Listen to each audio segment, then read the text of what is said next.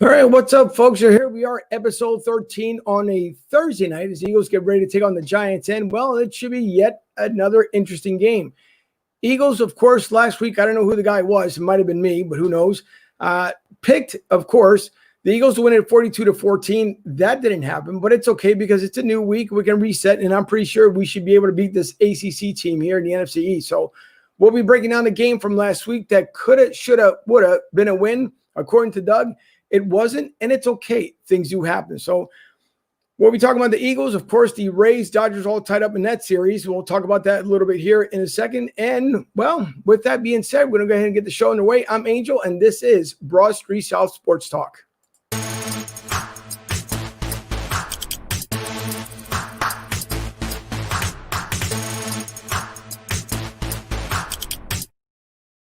So, again, here we are, week, 7 of the NFL season coming up.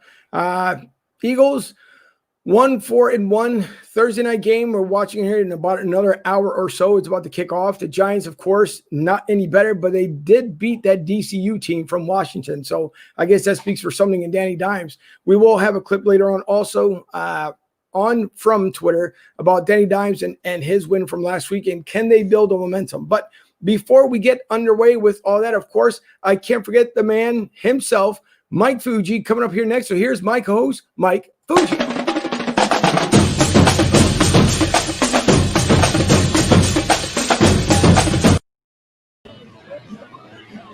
Mike, how are you, Mike?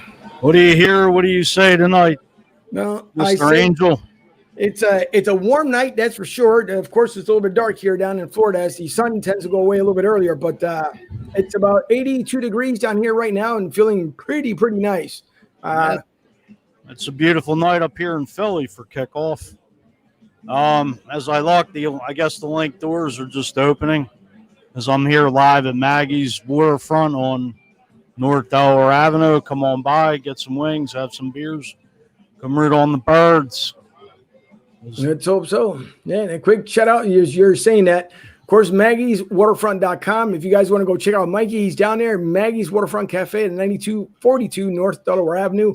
Also tonight at Maggie's. If you guys are into country music, the Shot of Southern.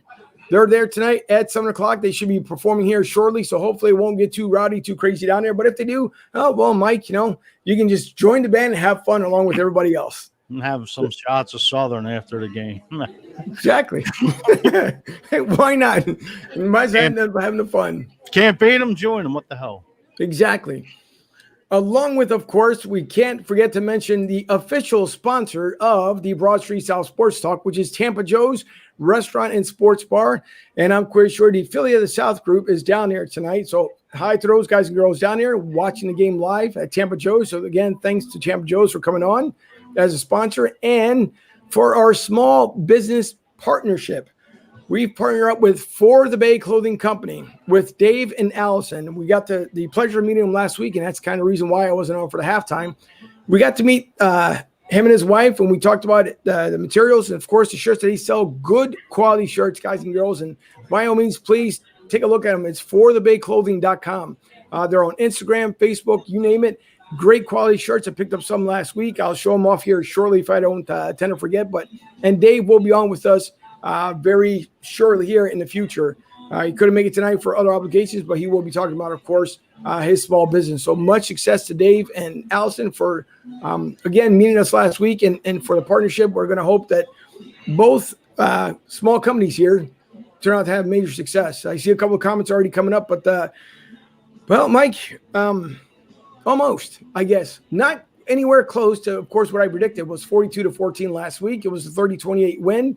We're going to do the breakdown as far as the drives and the plays, but I don't know. What was your take as far as what the Eagles messed up on?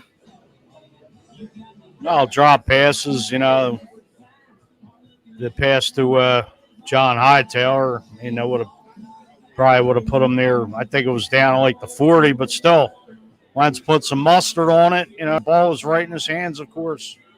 He dropped it, and the pass to Miles Sanders in the end zone, that's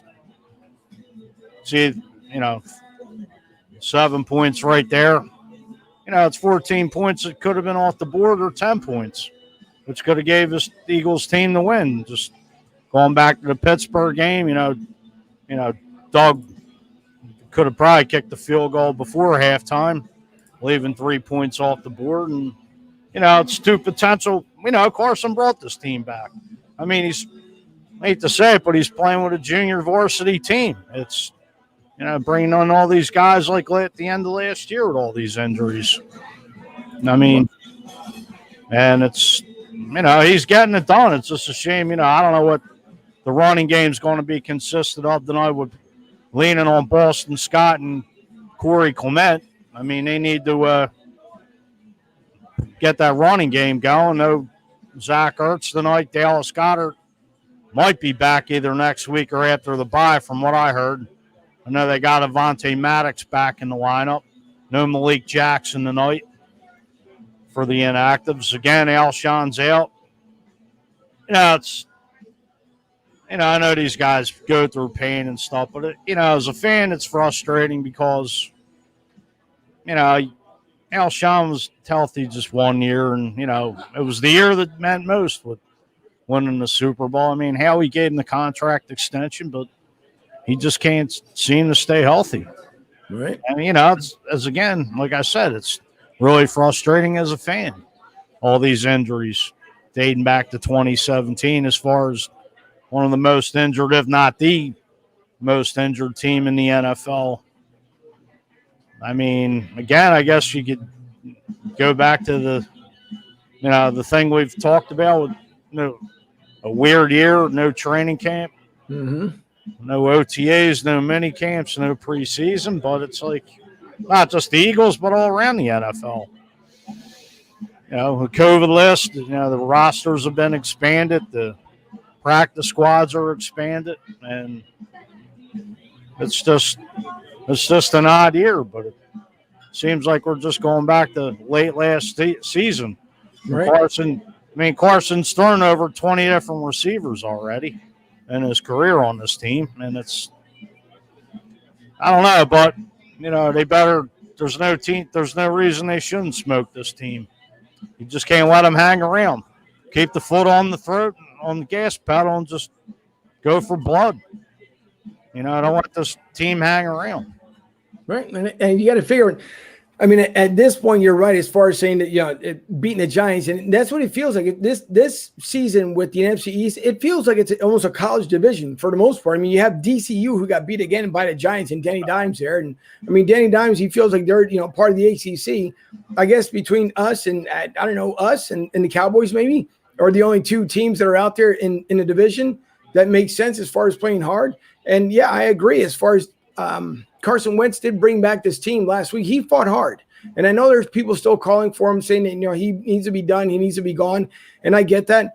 But looking back at the game and seeing what Carson did, I mean, yeah, he held on to the ball. We know that he continues to do so. Sometimes some throws he was able to get away with. Some other ones he did kind of pretty much a shovel pass. The 2-point conversion. And again, we'll do the breakdowns here as we go along. But the 2-point conversion was miserable. And not to even include Jake, the State Farm Elliott, who normally guarantees him 52 yards, and he ended up screwing that one up. He botched it before the half. And so, I mean, I don't know. There was things that could have gone, of course, extremely right. There could have been things that could have been extremely wrong. But either way, they still look better. They're getting there, that's for sure. And it's even crazy to think that it's only one game that separates this entire division. And I would seriously laugh if we end up winning a division with just 5 wins. I hate to say this, and I'm sure maybe I'll get bashed by Eagles fans, but the NFC, at least to me, no team in this division deserves to make the playoffs. These guys are professionals. This division's an absolute disgrace. I mean, how these guys look themselves in the mirror. I mean, come on. It's like nobody wants it. Hate to say it, but Dallas is more talent. Probably got the most talented team in the division, which in a way they should be running away with this division. They should be. I mean, it's head and shoulders above everybody else talent-wise. I'm sorry.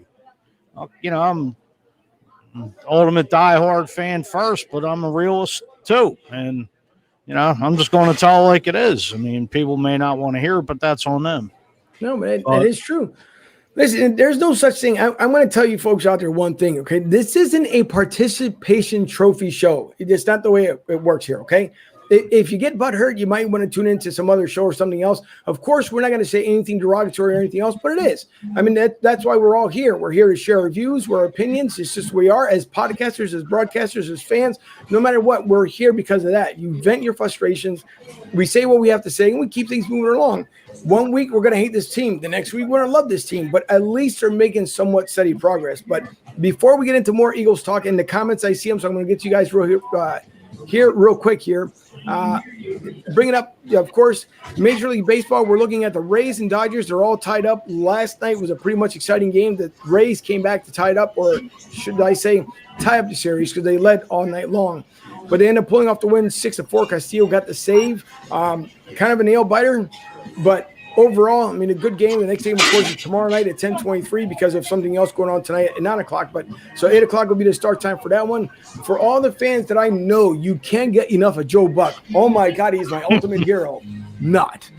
Joe Buck is calling the games, and he made a comment earlier this week with Troy Aikman. Now I kind of let it slide because of whatever. They're maybe just two silly goons, but either way, Joe Buck is calling the games. Not exciting whatsoever, but it is what it is for the most part. So if you guys want to tune into the game, of course, tomorrow night will be Game 3, Dodgers, Rays. And down here in Tampa, I got to say, it's so electric. And Mike, I want you to ask me a serious question. And the serious question was say, how many people actually showed up to the watch party? How many people showed up to the watch party? 40, Mike. 40. Okay. You think about something in Philly, you got about 40 people that showed up down there at the watch party in St. Pete. I mean, this poor team, I feel so bad. I really do feel bad for the Rays. There's only one place downtown St. Pete at the pier that's actually having a watch party, and I feel so bad for this team. But you know what? They're going to show that they can have some guts and pull it away. Of course, we're going to keep talking the Eagles talk here. So flipping back to Eagles talk, of course, we're going to get over here to all the comments. And Mike Bernendo from New Jersey. I haven't spoken to this guy in a while. Mike B, I hope everything is well. Thank you. Let's fly. I agree. Let's fly. So I hope. How you doing, Mike? Hope you're doing well. I see you all the time on Facebook. I've been so busy that I haven't been able to reach out to a lot of people that I normally do. So forgive me for that, because it's been really busy with doing stuff away from the show. Also to Tom. Tom says, hi, guys. How you doing, Tom? And Tom, another big contributor. And as Tom, Mike, and Sean and all those guys come on, by all means, guys, we always welcome comments. Please post them up there. Just don't forget to put your name in there when you fill it in, because if not, you just come up as Facebook user, so I can't give you credit for the comment that you make. Also, don't forget that you guys can always end up reaching out to us through Gmail, which is broadstsouthsportstalk@gmail.com. broadstsouthsportstalk@gmail.com. So please reach out to us. So the next one, of course, I almost don't want to bring this up here because every time Mike says something, it comes to fruition. So here's Mikey. Once again, the other one, Sherman. He says the defense could not stop the Ravens on 3rd and long. They were their own worst enemy. Let's see if they can turn it around tonight on a short week. And it's true. Mike is very, very true. I couldn't agree, because if you look at the first 3 drives that the Eagles did were for minus yards. And you had 3 drives, 9 plays, 3 punts. So it didn't start out too well. The entire first quarter didn't even start out too well for the Eagles. So that was just something with itself. Sean is coming back up here to Sean. Shawnee. And he shows something. Sean, I can't unfortunately see exactly what the icon is, but I'm going to take a wild guess. An eagle. That what it is? Yeah. Okay. Well, fly Eagles fly. That's the other thing. Why can't we, no offense to the NFL, I understand you got to pay tons of money. Why can't you just give us our little icon from Twitter or Facebook, whatever they use, just to make it a little bit better so everybody doesn't have to search for other stuff? But so, Sean, thank you as well. Looking again at Mike Sherman, and they will. So you're right. It is Fly Eagles Flying. Thank you. They will. Mike please like and share the page, everyone. And again, we thank everyone as well, because I forgot to say that, as I always mention at the beginning of the show. Thank you for viewing the show.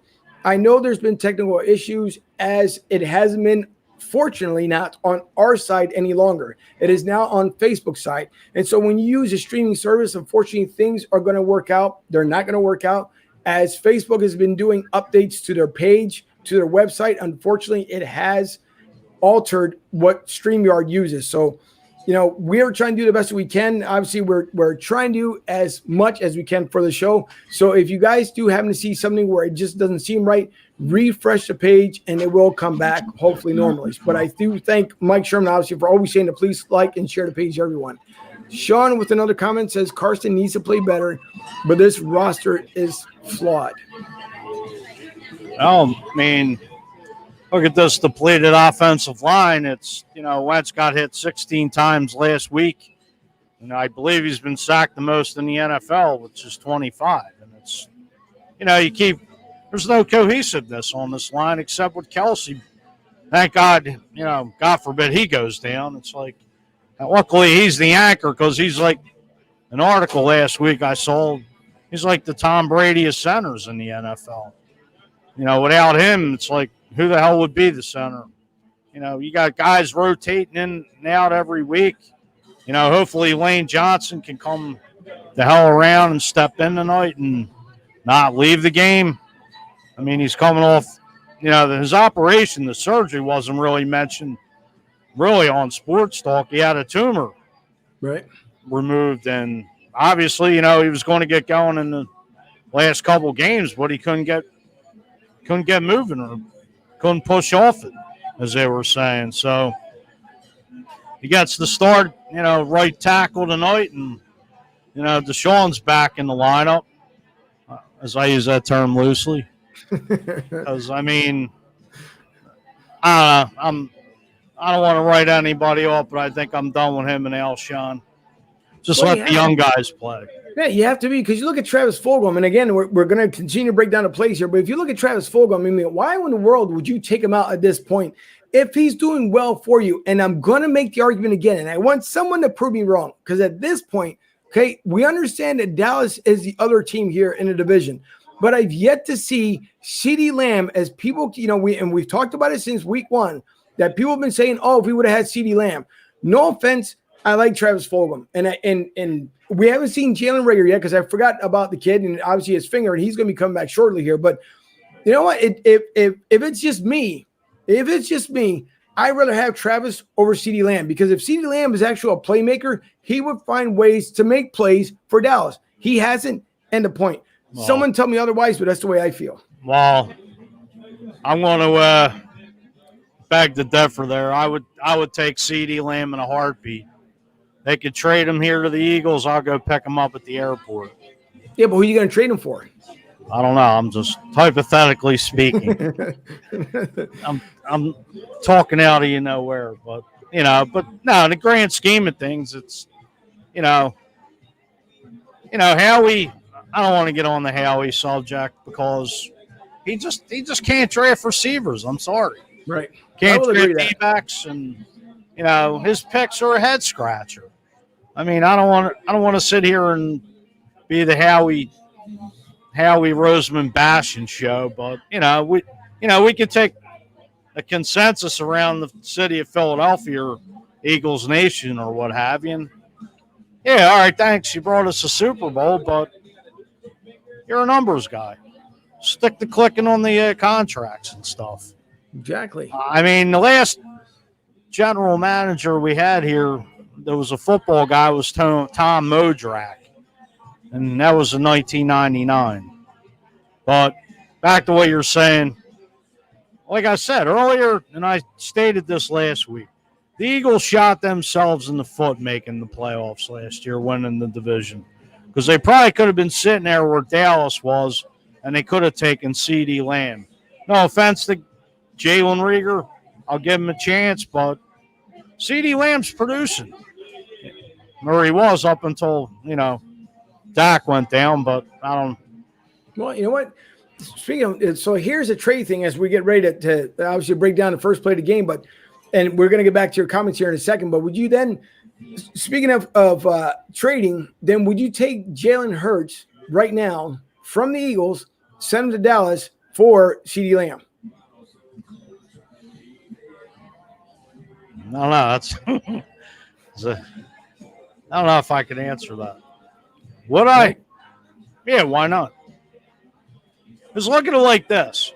This Eagles team right now could probably be 50 5th right now, today, at the minute as we speak. They could have the 5th overall pick in the draft.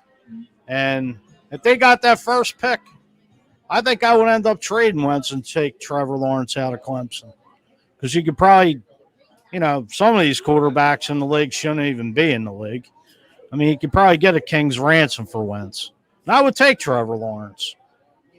It may not be bad, but again, it's the absorption of the contract is what people have to look at. I mean, it's a big contract that any other team would have to take. And either that, you're going to have to look at a 50-50 split at this point because, if you look at the Eagles, obviously they just restructured, I think was it Peters? Fletcher Cox. They restructured his contract so they can kind of open up the salary cap just a little bit for next year. He gave up $6.5 or $7.5 million that they freed up money on Tuesday or yesterday. Right. Now, Howie says it's for next year, but obviously the trade deadline is coming up. So I think if we need, obviously, and we still do need help around here, but if you can get someone for the cheap to help you out to the end of the season, I mean, at this point, I don't see this team, truthfully, even if let's just say they win the division with 5 wins, I just don't see them making it far in the playoffs unless everyone just happens to get, super healthy and you catch lightning in a bottle for the most part. But I mean, I don't know. I just don't see it. Well, don't forget, you got the third extra wild card team this year. There's going to be 7 teams per conference. Right. And also, the trade deadline is coming up November 3rd. So it's right around the corner, and who the hell knows how he could pull something out of his hat. Hopefully, I mean, you need a running back right now. You need a lineman. I mean, you could always trade for somebody else's linebackers and trade Nate Geary for a bag of footballs or send him back up to the CFL or wherever the hell he came from. That is true. That is true, but getting back to the comments here before I keep forgetting them here, Mike Sherman says, kudos to DCU for trying that 2-point conversion. They know they aren't going anywhere, and we know that. I mean, there's a lot of things that need to be ironed out down there. I think they should keep the name DCU. I think it'd be fitting for them because that's about as far as they're going to go for the next 5 years. So, keep it DCU until it runs out or runs dry. Who knows? I saw an interview that was the question was asked to Ron Rivera, and he goes, I play to win as far as going for the 2-point conversion. That was asked, I guess, in his press conference the other day, related to the two. Why did he go for it? Like you said, I play to win. What do you play these games for in the NFL? To win. Right, which I think it's the most ridiculous thing. No one comes up to the podium and walks up there and says, explain to us, what were you thinking today? Well, I was thinking about how much we could have lost the game, and I really wanted to lose and wanted to throw the game, and a little bit like maybe Pete Rose did back in the day, no pun intended. But I don't know. I thought a win was good. No coach will ever come up there and say, yeah, we were dying to lose today. I don't understand that either. And I don't know, maybe him and Doug had something in common because Doug said the same thing that when he was talked about earlier this week, which it hasn't been too many days because this has been a short week. He said the same thing. Like, I went for the 2-point conversion because I wanted to win. I figured to try something new. Well, that's great, fine, and wonderful, but it didn't work. And again, they almost pulled it off, but almost doesn't win you the game. But Sean says the truth hurts. And we've been going back so many times. Yeah. The truth does hurt. Unfortunately, it does. But Mike Sherman says quarterback is the most important position in the 4 major sports. Losing Dak tremendously evens the field. And that's true. That is very true. And speaking about Dak Prescott, of course, he continues to rehab and we wish him well. Zeke, though, his boy, what is he, $130 million running back, $330 million, whatever money they gave him. And oops, we dropped it again. He's starting to be like, Britney Spears. Oops, I did it again. I can't sing, so I'm not even going to try it. But it seems like that's what Zeke was doing. And then he came out and he apologized. And there's a clip I'll show a little bit later on. Basically to Dallas, I mean, you can apologize all you want to. Dallas will not win another Super Bowl. And if you're a Dallas fan out there and you're watching, God bless you, but Dallas will not win it because Dallas does not play like a team. You have a bunch of individuals. And as long as you have a bunch of individuals, you don't play like a team, it doesn't work. It even works at a job site. If you got a job, a supervisor is helping you guys out, whether it's male or female, and they're not doing their part, well, your team's not going to succeed. So good luck to Dak and the rest of those clowns down here in Dallas. Mike Sherman again says Tampa's becoming the Boston of the South. Yeah, and funny that Mike should mention that, because on the way into work this morning, I'm listening to the radio, and they, of course, they have to do the, coming up at 6:40. We're going to tell you why Tampa is the team. And then it comes on, and it's basically they talk about, well, since Tom Brady, and mind you, they said every city. He's only been in 2, Boston, Tampa. And every city he's been in, they've won championships. Wow. And you guys took a scientific poll for that one. Good money spent there. I could have told you that one. I don't know. Probably called good mojo in my book, but whatever. By the way, I will stir the pot. I absolutely loathe all the black jerseys. Go back to the Kelly Green 3. I thought that was supposed to be off this year. Yeah, I love the black jerseys, but hey, it's long overdue to go back to the Kelly Green jerseys. We got teased in 2010 when they played Green Bay. It was the last time they did wear those Kelly Green jerseys, when Kevin Cobb went down and Michael Vick took over at the helm. That was the last time. Yeah, well, but I thought I could have sworn it wasn't. I know that we're not obviously, because I'm not part of the organization here, but having the Eagles talked about within the last 3 years. First was the thing with the helmets, and they had to make sure to get the right helmets before they can go back to the Kelly Green ones, the throwback, and then the whole thing with the jersey. But all that was supposed to be settled this year, unless they used the whole COVID thing that they couldn't get it done. But it supposedly was supposed to be this year that everything was supposed to be a go. It's been the Kelly Green jerseys have been kicked around for the last few years. I don't know what Jeff's doing down there at the link, but they usually say it takes a year for a team to present to the NFL. And like I said, I don't know. It's long overdue. I would even say go back to the Kelly Green jerseys. But I am a big fan of the black jersey. I think it's cool. We usually tend to play lights out. And again, sorry, using we again as if I'm part of the team. Put me in, coach, but I'm not, unfortunately. But the Eagles, they seem to play a little better ball, obviously, when they're in black, especially when obviously being at nighttime. But I think it's better off. I like them. I do like the black jerseys. So with Sherman, I'm going to disagree with them, but I do like the black jerseys. Sean says D-Jax is playing. Maybe we'll get at least a good quarter out of him. Sean, unfortunately, we will love to see that. You'll be lucky if you can get a good 30 seconds out of D-Jax. So I don't want to burst anybody's bubble here. Don't expect a lot of good things from D-Jax. And personally, I think I would rather wait until the following week to bring him in, because what's the point of bringing him in a short week when even Doug said just yesterday that, yeah, Deshaun Jackson's been out on the field. He's been practicing, but he didn't seem too confident. So I don't know why they had to activate him tonight. But again, one of those things that we will see. I don't know. Sean once again says, I do like some of the young guys that stepped up on the offensive line. Maybe we'll finally let Jason Peters go. Some of the young guys have stepped up. Yeah, well, yeah, we're going to see if that's the case. Doug and Jeffrey apparently, and I don't know if you want to throw Howie in the mix either, apparently they're loyalists to a lot of the guys that have been on this team. We can't win 2017 again. 2017 is a one and done for the moment. That's just it. There's not much more that you can say about that. It's just it's a done deal. We hope that they're able to, I don't know, do something here. But you're right. As far as bringing the young guys, you might just keep them in there. It's some of these guys, they've got to go. It's just Father Time has crept up, and it's time for them to go. I don't know who the Facebook user is, but he says that hope to see more of Jalen Hurts tonight. And he was utilized a lot last week. I like the way he was used. I did like the way he was used. The one play that he went back and forth, and I know I've got it down here, but when he ended up, of course, hiking the ball, gave it to Carson back to him, and they try to make a big play out of it. Granted, all that shenanigans for 1 yard. But at least, Doug is trying something. At least he's trying something. You got to give him that much credit.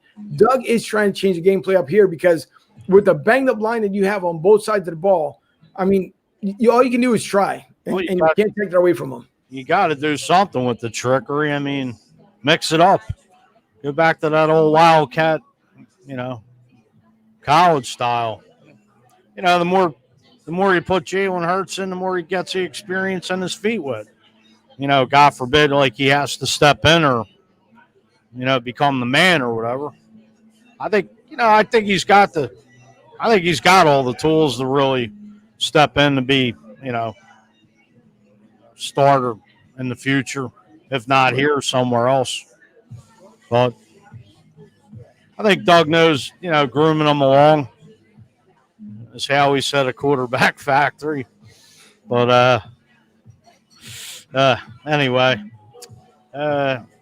Tom brings up about the Ngwake trade to the Ravens, which really hasn't been really reported big today, unless you're in Baltimore. But Yannick Ngwake was traded earlier back in August to the Vikings from Jacksonville for draft picks. Right. Today, Ngwake was sent to Baltimore for a 2021 third-round pick and a 2022 conditional fifth round. To me, that's a steal. A lot of people would say, why didn't Howie go out and do it? His contract's like $18 to $20 million. And I think he's playing on a one-year deal right now. So obviously it looks like Minnesota's might be throwing in the towel or just trying to dump salary as the trade deadline approaches next week. That could be very well the case. And Rick was the one that's a Facebook user. Rick, thank you. And Rick, also a contributor here on the show, so we appreciate it. Rick says, what happens if the Eagles lose tonight? Other than going, obviously, 1-5-1, they're still in the hunt. That's the funny thing. Eagles can lose, and you're still in the hunt. I don't particularly want to lose to a division rival. That's for sure. It would hurt a little bit more. But if they lose tonight, nothing really changes because, you still have to wait for so many guys to come back off the injury reserve list. And I think we have, 2 on the COVID list reserve or whatever they're calling now, the COVID IR. Well, Matt Pryor just came off the COVID list, so I believe he may be active tonight. Let me see here. I could give you the inactives right now, which is – give me 1 second here. Matt Pryor was activated from the reserve COVID-19 list earlier. Okay. The list of inactives of the Eagles are tackle Jack Driscoll, defensive tackle Malik Jackson, our favorite Alshon Jeffrey, Boobie Miles Sanders, Nate Sudfeld, Kayvon Wallace, and Quez Watkins for your inactives for the Eagles tonight against the Giants. Yeah, the ACC team. Let's see here. Mike Sherman says, take a deep breath and relax. Eagles will win tonight, and they will win. What? Wait.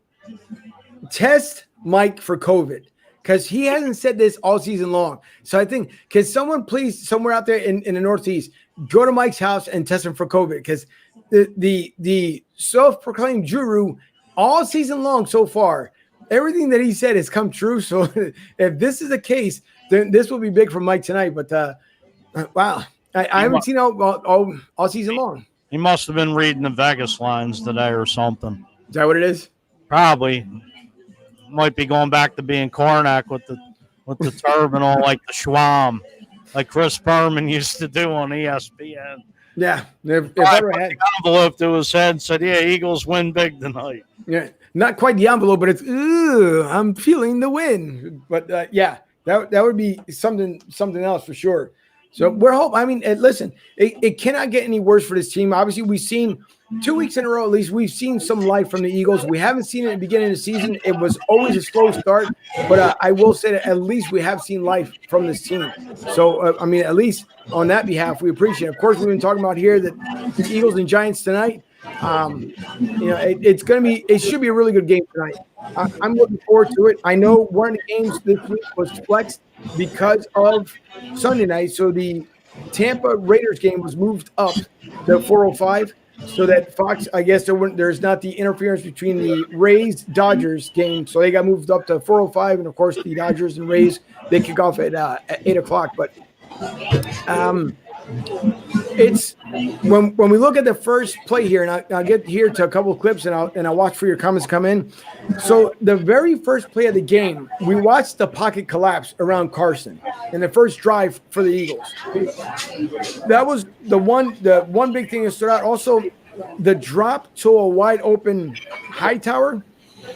We're at 3rd and 22 and he was there, and the ball just pretty much came through his hands, bounced off his hands in actuality.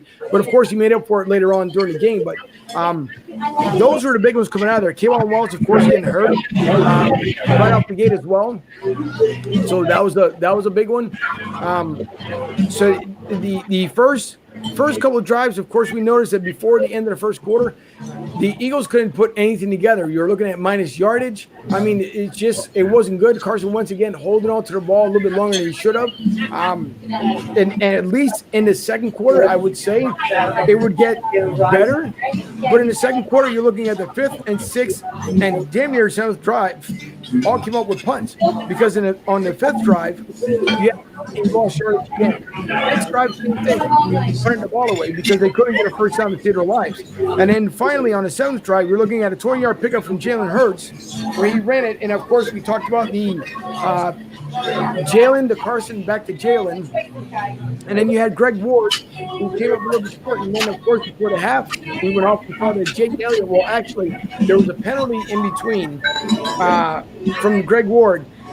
But the penalty came in, gave Eagles kind of life to give him at least 3 points on the board. And Jake Elliott, who, I mean, is just about guaranteed to hit it from 52, misses the 52-yard field goal, and the Eagles go into the first half down 17-0.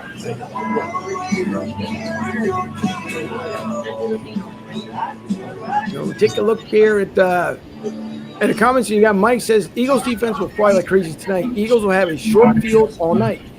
Final score, the Eagles 27, Giants 9. Giants will score late in the game and have an unsuccessful two-point conversion, mark it down. Yeah, it seems to be the theme here in the NFL with these unsuccessful two-point conversions.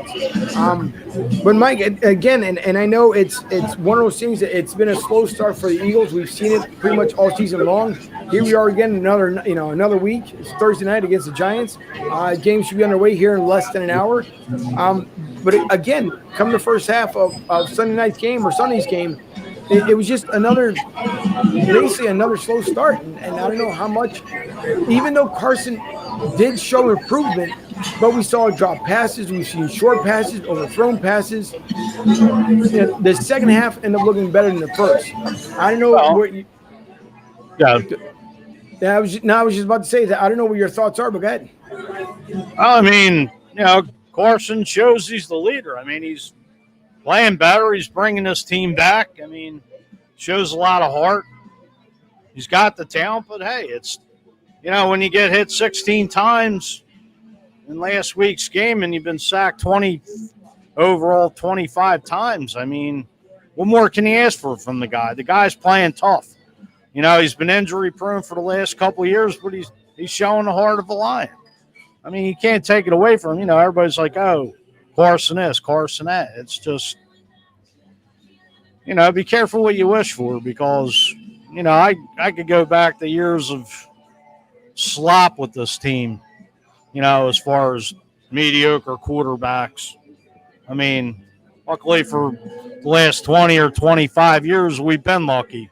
I mean, if you want to go back to the days of Bobby Hoying and Ty Detmer, Coy Detmer, and so on and so forth. I mean, those teams, they weren't paid under Ray Rhodes, but those quarterbacks were putrid. I mean, they put all that stock into Bobby Hoying to be the second coming, and Ray Rhodes 3-13 year. Like, it was a dumpster fire. No, that it was. A train wreck, all the above. It's funny because you bring up Corey Detmer. I completely forgot about Corey Detmer and how flimsy of a quarterback he was. But it's funny because Coy had just about as much heart as Nick Foles. And you talk about another quarterback here that'd be a former quarterback.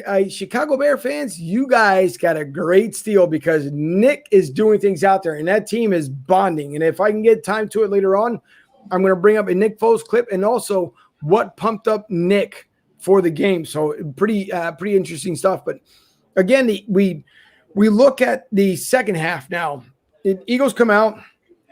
Their 8th drive, you got Miles Sanders, breakout run, obviously, fumbles the ball at the 4-yard line, and then Ortega-Whiteside, thankfully, was there in the end zone to scoop it up, and Eagles get the touchdown. And, of course, that's when Doug decides to go for a 2-point conversion. Just when you scored, instead of being now 17-7, you decide to go for a 2-point game because the botched field goal wasn't bad enough. So you go for the 2-point conversion, and it fails, and then, of course, it's 17-6. I like the run. It was a much-needed run. I think, and I think we had mentioned it prior to the game as well that Miles Sanders was going to end up having a big day, and he had a pretty decent game last Sunday. But you also have who was it? Someone else too. Oh, it said for the Ravens, of course, Lamar Jackson ends up breaking a big one, and he scores a touchdown. So it's like the Eagles score, and then the Ravens come right back and on their drive, they end up scoring it. But I'm hoping again that I can see that the run game should play out well here, especially with the Giants, because the Giants defense is, they're again giving up a good fair amount of points. And also that D-line has not been up D-lines of what we've seen from years ago, and not even their O-line. No offense, you got Giants and DCU going at it last week, and it was like the best of the worst. And not any more that we can take from the Eagles as well, because the Eagles are not doing any better, but at least they are making strides. The 9th drive – I'm sorry, go ahead, Mike. Go ahead. But the 9th drive pretty much fell flat as the ball was punched out. And we did see that a bunch of times in this game where the ball was punched out, at least if I can remember correctly, about 4 times. Oh, yeah. Ravens defense is hungry. You can't – they're going forward just by looking at the trade they made today, picking up Ngwaka. He's playing with Calais Campbell, who was, I believe, AFC Defensive Player of the Week last week. And, manhandled this offensive line. And, it's, it was just, Baltimore's, they're just a hungry defense over there. They got one of the top 3 defenses in football, and that's how you're taught to play the game. Go for the ball, strip it, knock it out. Do whatever you do to cause a turnover.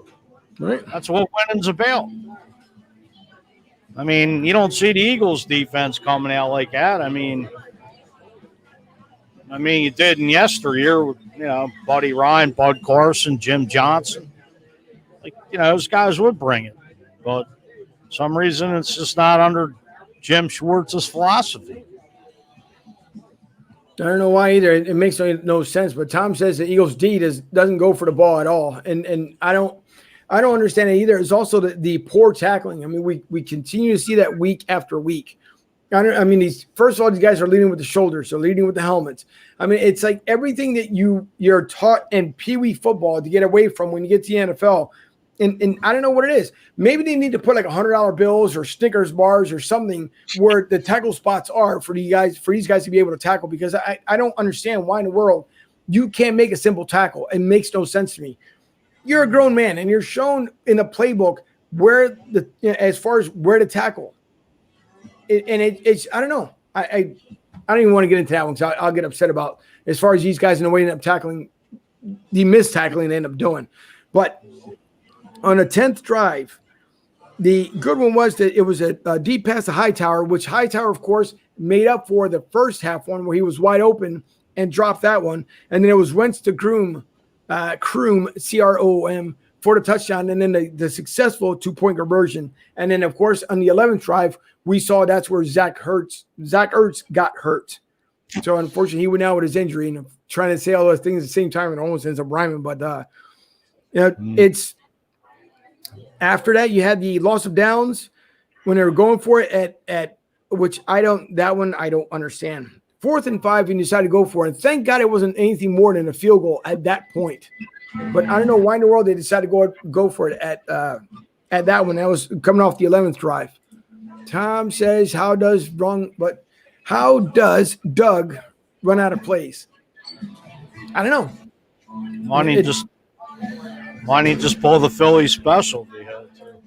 There's a play he could have thrown in there. Could have, but that means you have to get Nick temporarily come over to sign with the Eagles and then go back to Chicago. So that may not work, unfortunately. Nick has those Bears flying high right now. I mean, it's not stellar play but a win's a win in the NFL. That it is. That it definitely is. But at the 12th drive, you looked at it was a 40-yard run from Carson Wentz himself, and then he throws and the ball gets intercepted. But thankfully, when they look back at the replay, it wasn't the interception because it was a ground assist. Basically hit the ground before the defensive lineman can end up picking it up. And then Wentz hits Fulgham on the back foot and gets a touchdown and then end up getting a 2-point conversion. So the last one, of course, that we saw before the game ended was where you had the pass interference 49-yard penalty from Wentz, and then they go for it. They end up getting a touchdown. They failed on a 2-point conversion. And I think out of anything from last week that sticks out the most, what in the world was Doug thinking on that shoulda, coulda, woulda, as he said on the post game, that how in the world do you screw up a 2-point conversion that bad? I mean, it was you had, I don't know if it was supposed to be a fake handoff. The handoff didn't go off the way it's supposed to. You could have had every other play. Matter of fact, you just brought it up. You could have done a Philly special right then and there to go for the win, but they didn't. They came up short. Well, I hate to say it, but it looked like Keystone Cops. I mean, well, Carson running and Boston Scott collide, and that could have tied the game and sent it in overtime. Now they shoot themselves in the foot again. Again, Carson rallies them back, and then they come up short. Yeah, but it's the best. I look at Carson Wentz, and honestly, God, it's probably the best that I've seen. And yes, obviously I was far-fetched with the prediction from last week. This week, I can almost go back and say that's what this week's score should be, but it probably won't be as high. But yeah, Carson Wentz, I mean, you can't. Yes, I've ragged on him. Everyone's ragged on him, but at least he is making like steady progress. And if it goes up from here, then it could be nothing but up for the rest of his team, barring any more injuries that we hope it doesn't happen. We're hoping that things continue to happen, but hopefully it goes better instead of backwards. I don't know what the injury bug is here in Philadelphia, and it's to all 4 sports teams in Philly. I don't know what it is, but I'm hoping that as 2021 takes 2020 away for good, I'm hoping so does the injury bug because, man, it's been bad for Philly sports in the last 3 years with this injury bug. Big time. It's like this team, the snake bitten. I can't put my finger on it. It's just, you lose Zach Ertz, you lose Miles Sanders. Hopefully Deshaun will come in, step up, have a big game tonight, and, get it going and stay healthy. It's like you got guys going down, you got guys coming back, and hopefully the reinforcements can step in and get the job done. I mean, I'm just a little concerned for this running game going tonight with Boston Scott and Corey Clement. I believe they did activate Jason Huntley, too, at running back from the practice squad. Right. And, hopefully, Carson will have some time to be protected to get rid of that ball. And I think you're just going to have to pass the ball a lot tonight. As opposed, Boston Scott to me is just another Darren Sproles 2.0. And as right now, I'm, looking at the team defenses and offenses. And right now, the Giants are ranked 12th in the NFL in team defense, total defense. They're giving up 342 yards per game. They're ranked against the rush, and they're 16th against the pass. So they're averaging 25.3 points a game. They're 16th overall, as opposed to the Eagles are ranked 16th in total defense, tied for 21st against the rush, giving up 125 yards a game, and 12th in the pass, giving up 230 yards per game. And the Eagles are giving up ranked 23rd, giving up almost 30 points a game. And, that says a lot right there. As opposed to the Giants aren't playing bad football. They should have beat Dallas. Yeah, Which, he should have, but he didn't, unfortunately. to me, to me, I'm kind of expecting like a sloppy game. I mean, to be honest, as being a diehard fan, this game to me is just kind of like even hard to watch. I hate to say it, but that's just how I feel. It's No, null and void. Yeah, yeah, like but I think it's gonna be. It's gonna be tough to watch. But I think the Eagles. I felt the win last week, and it was almost there. I'm feeling the win again this week, and I can see it. And I think Jalen Hurts will be utilized a little bit more this time around than we did the last time. I'm almost feeling also that Jalen Hurts will throw for a touchdown with some, I don't know, be an end around, but I'm feeling that Jalen Hurts will be utilized a lot more in this game in particular. Tom says the Eagles docs got to go. Yeah, so true. But not a fan from a Facebook user here, not a fan of Joe Buck, so I guess I'll watch the game with sound from the debate.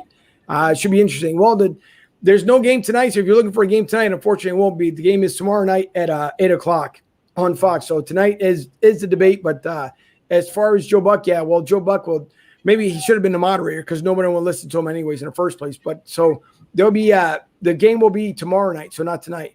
Mike Sherman says that the Cowboys go to DCU this weekend. Who do you guys have in that game? You know what? I'll take DCU for the win because I don't think Dallas gets it done. I say a tie. Yeah. I'll say a tie. I don't know. It's draw straws at this point. I mean, watching this division's just to me just watching paint dry. Like I said, I think the top 5 college teams could beat every team in this division twice over. No, well, not to take nothing away from our birds, but that's what it is. It's Bay football. You know, we could sit here and we could talk about viruses and what have you, but these guys are professionals. I don't think any professional athlete should get paid when they lose. That's just my take. Right, you can give them. But hey, they would strive more to win. That's all. No, that they would. Either they'd give them a lollipop at the end of the game and tell them, if you want your paycheck, give me a win come next week. Or a participation trophy. Yeah, for finish second and beyond. Yeah. Mm-hmm. Well, see, there is no more second place anymore, Mike. With this new world that we live in, with the participation trophies, unfortunately, everyone's a winner. Everyone. But whatever. I don't feel it, but whatever. It is what it is. The one thing. Story for another time. Yeah, exactly. That is true. I will bring up a clip, though, and we're talking about as far as the jerseys and the energy and the way it feels. And this is what the Eagles have to say as far as how they're feeling for tonight's game.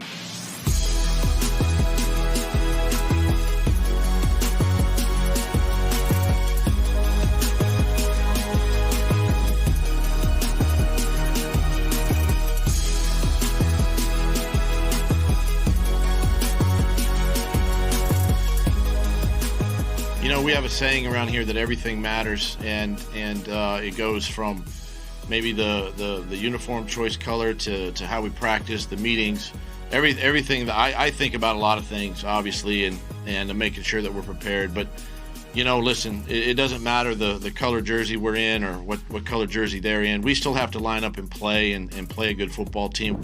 Well, listen, every week's heightened. The sense of urgency each week to win a football game, right? And we understand where we are, what the sort of the hole we've dug ourselves into, and listen, it's all about just one game at a time mentality. You don't want to look past the Giants. This is a good football team coming in here Thursday night, and we have to be prepared. It's a short week. We came off an emotional game, this past Sunday with Baltimore, and we got to turn around and play. So the sense of urgency each week is always there. And again, it's a one game mentality, one opponent at a time. I tell you, it was great to see the fans, in the stands, supporting the guys, supporting the team. Felt right at home, obviously, with some of the boos. We need to play better, obviously. We're uncertain times. It's we're in this, pandemic environment right now, and slowly but surely we're getting people back in the bleachers, and it's great to see them at Lincoln Financial, and to be able to, to come out and hear, instead of hearing simulated crowd noise, we're actually hearing crowd noise for the first time. Great. Be great. Be great. Be great.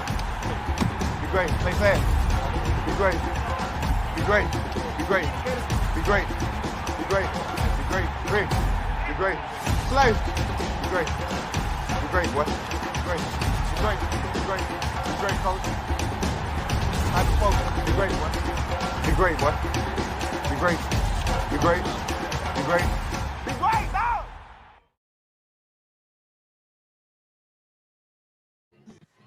So Doug, of course, talking, a couple of things he talked about. He obviously he says he likes the energy. He likes what the fans, even though they did boo for the ones that were there.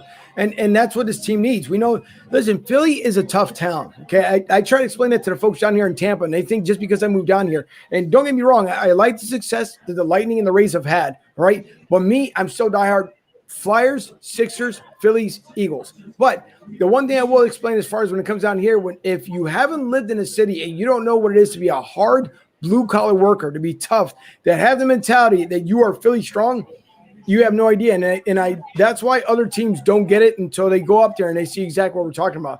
But I do like what Doug had to say. Doug is pretty much saying that, yeah, do we need to make the adjustments? And it seems like he is. I mean, the last two games, he seems to be making at least if anything, mental adjustments. But Doug has been finding ways to at least attempt to win a game. And who knows? I mean, things can go differently here. And we hope to pull off the win. I am going to throw here real quick on with the team adjustments of what they want to do, because we got about 4 minutes left before the game here kicks off.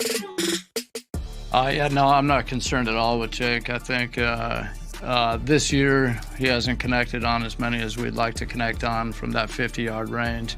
He is 100% from all of his kicks underneath 52 yards. I think there's a lot of guys that'd like to be right there right now.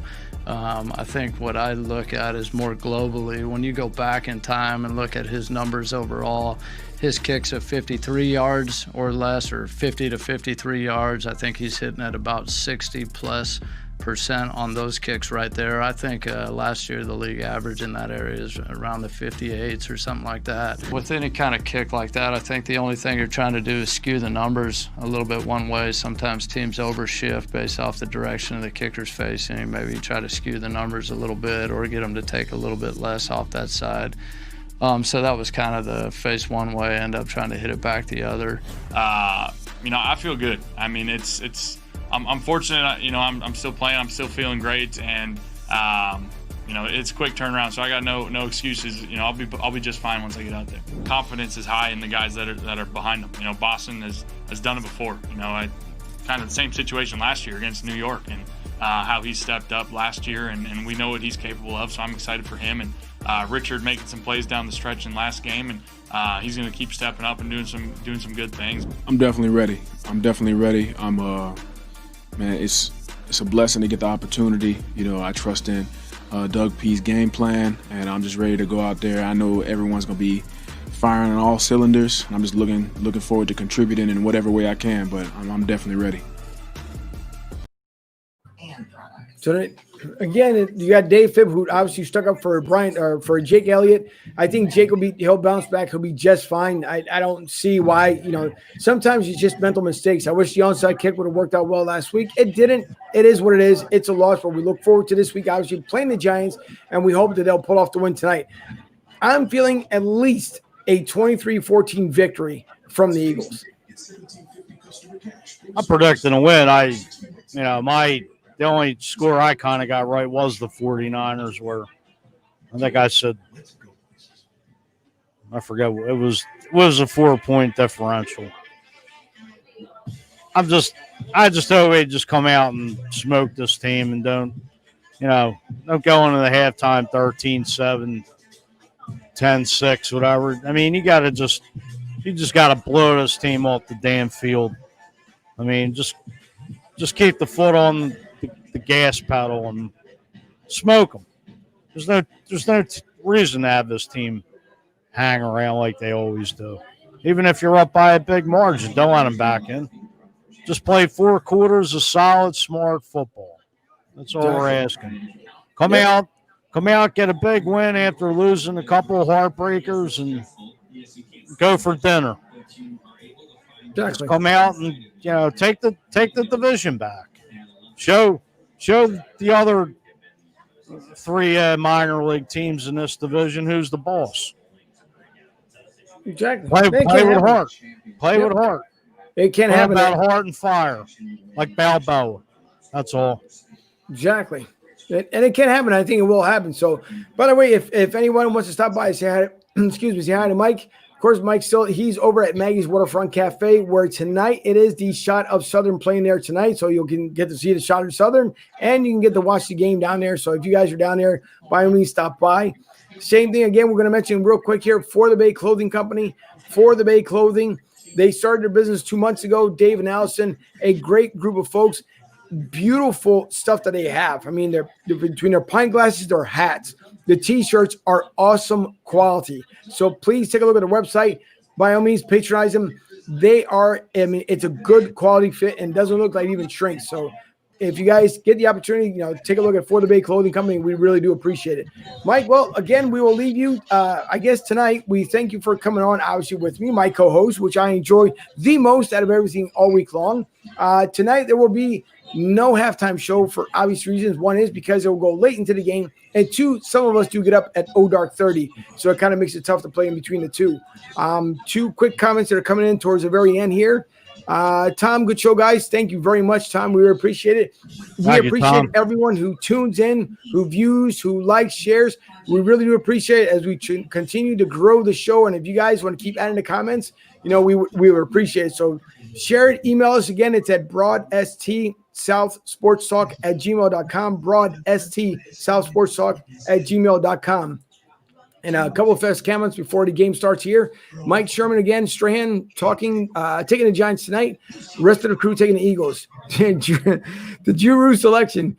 Eagles 27, Giants 9. Mike again with great show, guys. Mike again, we appreciate everything you do for us and just the comments. And so we really do appreciate it. And the final Facebook user, he says, EAGLES Eagles, and we definitely need a win tonight. We can't take over first place because Dallas still sucks, and they proved that this week, and we'll see what happens when we go down to DCU and take them on. So once again, everybody who's down at Tampa Joe's, I hope you guys get to enjoy the game. Everybody back home, let's hope for the win. Let's all put it together and see what we can do. So Mike, I appreciate you again, gang. We will see you come next week because obviously with this being a short week, the Eagles will not play until next week, but they have another 8-20 game. So we will see everyone next week. Again, thank you for life and sharing. Sir, I will see you on the other side. Thank you, Angel. Thank you, everybody tuning in. Appreciate the love. Go Birds. EAGLES. That's right. And so you guys, we will see you all next week. Thanks again for tuning in. And with that, we say good night to you guys.